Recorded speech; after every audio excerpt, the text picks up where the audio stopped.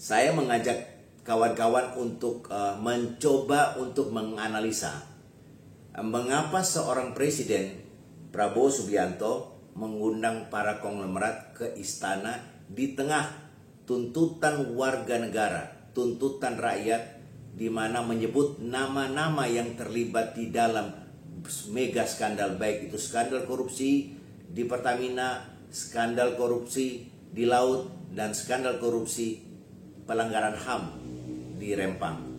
Orang-orang yang hadir di istana itu terlihat nama-nama yang disebut di media-media sosial.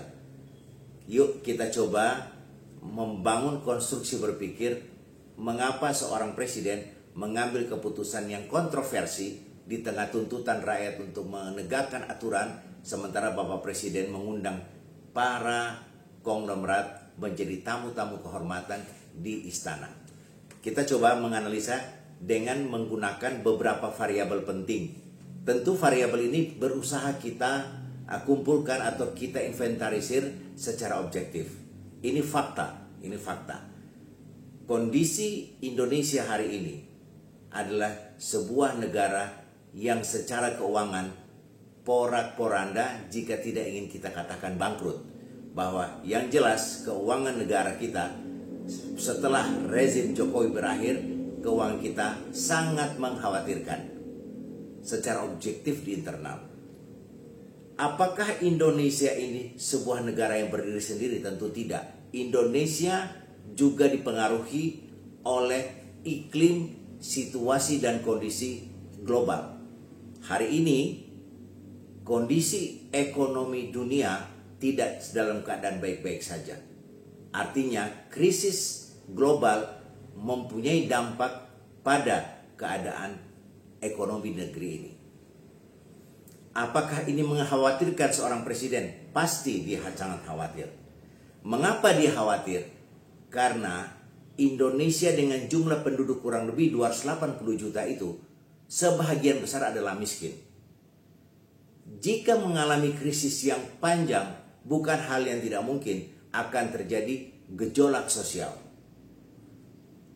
Jika gejolak sosial itu tidak terbendung dan tidak bisa dipadamkan, artinya pemerintahan Bapak Prabowo tidak bisa selesai sesuai dengan schedule pemilu. Bisa saja berhenti di tengah jalan, dan yang pasti akan terjadi chaos. Atas dasar itu, kemudian Pak Prabowo tentu untuk menyelamatkan negeri ini dari krisis ekonomi ada 3 langkah.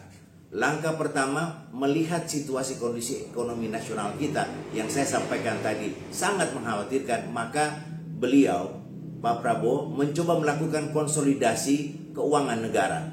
Dengan apa? Membentuk Danantara itu. Danantara diharapkan sebuah institusi yang bisa menggerakkan ekonomi kita ke depan. Tentu dengan beberapa catatan yang tidak kita bahas dalam kesempatan ini. Kemudian berusaha untuk bisa menolong kondisi ekonomi kita adalah utang luar negeri. Pertanyaannya, apakah kondisi ekonomi dunia yang krisis, kemudian mereka juga akan membantu Indonesia? Tentu Indonesia bukan prioritas utama dia.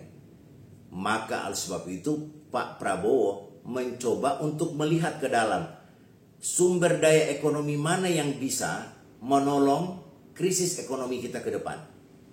Pengangguran di mana-mana, PHK di mana-mana. Artinya ini beban berat buat seorang Presiden Prabowo. Maka upaya yang beliau lakukan adalah mencoba untuk mengkonsolidasikan, mengajak para pemilik modal, para taipan, para konglomerat untuk menyelamatkan ekonomi negeri ini. Nah, di tengah perjalanan rakyat hari ini yang menuntut keadilan, tentu Bapak Presiden Prabowo mempunyai 2 pilihan. Dan pilihan ini adalah pilihan etis dan pilihan yang sangat sulit. Di satu sisi beliau berjanji untuk menegakkan aturan. Di satu sisi beliau ingin menumpas korupsi.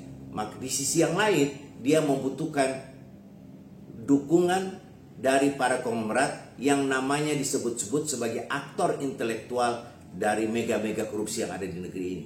Ini pilihan yang sulit.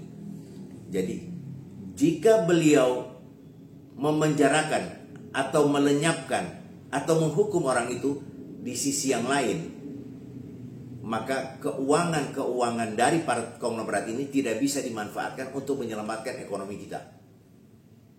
Apa yang akan terjadi? Memang rasa keadilan publik terjawab, tetapi krisis ekonomi adalah persoalan lain. Inilah yang menjadi catatan besar bagi seorang presiden. Ada dua pilihan tadi. Menghukum mereka, kemudian ekonomi tidak jalan, atau yang kedua, membiarkan mereka untuk dijadikan angsa yang bertelur emas itu, dan mereka ini diharapkan mampu atau bisa menolong ekonomi negeri ini.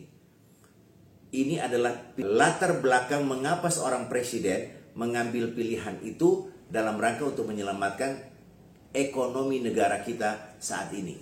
Dan ke depan memang ancaman krisis ekonomi pasti akan berkepanjangan.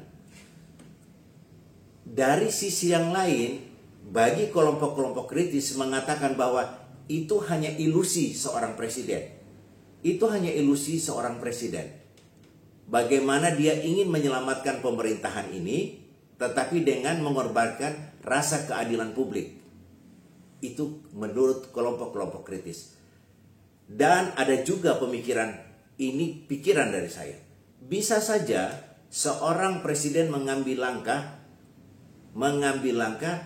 untuk menjawab rasa keadilan publik dengan tetap menghukum mereka, dengan tetap menegakkan aturan. Sekarang ini yang kita sudah lihat, memang Bapak Prabowo mulai mengungkap korupsi satu dan yang lain begitu banyak di semua lini. Kita bersyukur untuk hal itu. Tetapi skandal mega korupsi yang dimana di belakangnya ada para aktor intelektual, ini juga harus ditegakkan. Tidak hanya menyelesaikan korupsi di tingkat baris kedua, baris ketiga, tetapi aktornya perlu sekali kita hukum sesuai dengan rasa keadilan publik. Nah, bisa saja seorang presiden mengambil langkah yang berani. Keberanian dia adalah menjawab tuntutan rasa keadilan publik dan tetap menghukum mereka. Jangan-jangan keputusan seorang presiden yang diharapkan publik itu adalah keputusan yang benar. Dalam hal ini memang mungkin saja Bapak Presiden dan orang-orang di sekitarnya itu tidak mau gambling. Lagi-lagi yang saya ingin katakan, dua pilihan. Pilihan pertama yang tadi mengundang para konglomerat itu, dan itu sudah dilakukan. Tapi ada pilihan kedua. Perlu sebuah langkah berani seorang presiden untuk menjawab rasa keadilan publik. Dan tugas seluruh instrumen kekuasaan, mereka menjelaskan mengapa presiden mengambil langkah ini, dan kepada seluruh warga negara diperlukan nasionalisme, rasa cinta negeri ini untuk mengatasi persoalan korupsi yang telah menggurita dan tidak pernah ada akhirnya. Salam kepada seluruh tim yang berada di lingkaran kekuasaan, bahwa ada pilihan lain untuk bisa menyelamatkan negeri ini dari krisis ekonomi. Salam perjuangan.